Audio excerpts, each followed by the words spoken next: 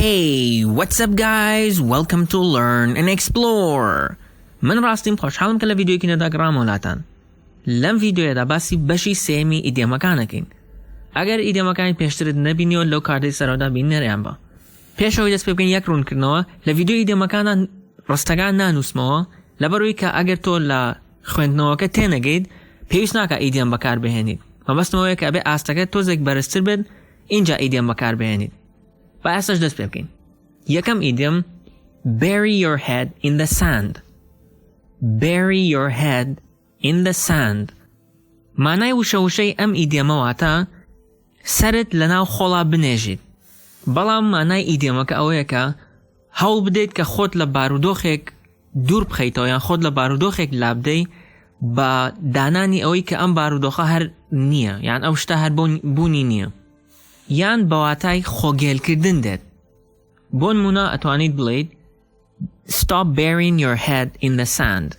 Stop burying your head in the sand.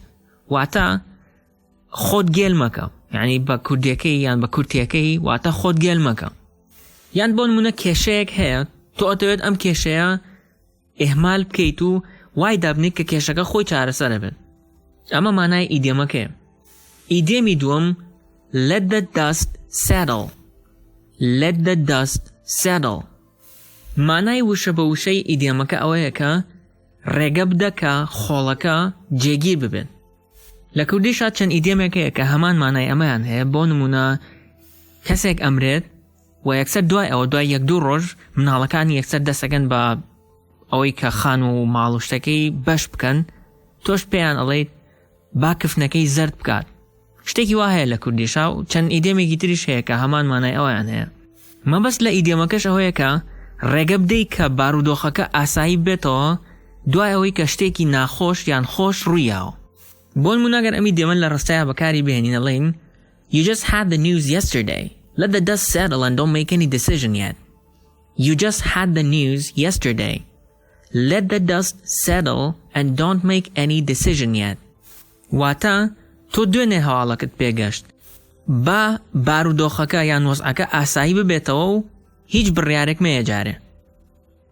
ئیدێمی سێم clear as mud. Clear as mud. واتە پاک یان ڕوون وەک قوڕ. بەڵام ماناکەی پێچەوانەی ئەمەیە. واتە شتێک کە هیچ ڕوون نەبێت یان شتێک کە ئاسان نەبێت لی تێبگەیت. بۆ نمونە ئەڵێن He is a great scientist. But I find his explanation of bacteria and microbes as clear as mud. He is a great scientist. Wata zanayeki mazna. But, balam, I find his explanation of bacteria and microbes as clear as mud. Balam balay mnawa run kirdnawaki darbari bacteria و microbe run niya. Idemi chwaram as cold as stone. As cold as stone. واتا وکو برد سرد. بلا معنی ایدیمکا جوازا ام ایدیم بو مروو هر وها بو شتیش بکاره هندید. کاته که بو شت بکاره هندید واتا شتیک زور سرد بید. بلام کاته که بو مروو بکاره هندید واتا کسیک که زور به هست بید.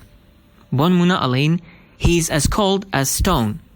He is as cold as stone. واتا او وکو برد سرد یعنی او زور به هسته.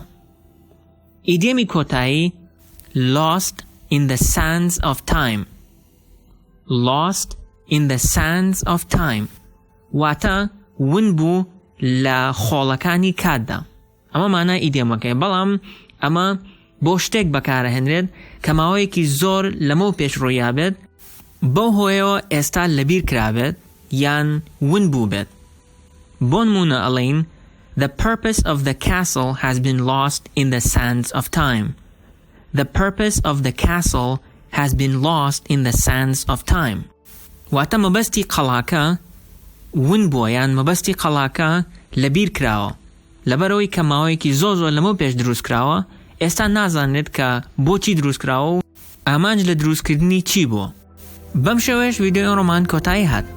وەک پێشتر باسم کرد ئەگەر هەر یەکێک لەم ئیدەمانە لە کوردیا بەکارە هێنرێت و شتێکی لەو شێوەیەت بیستووە لە کۆمنت بینووسە بۆ ئەوەی هەمومان سوودی لێوەربگرین.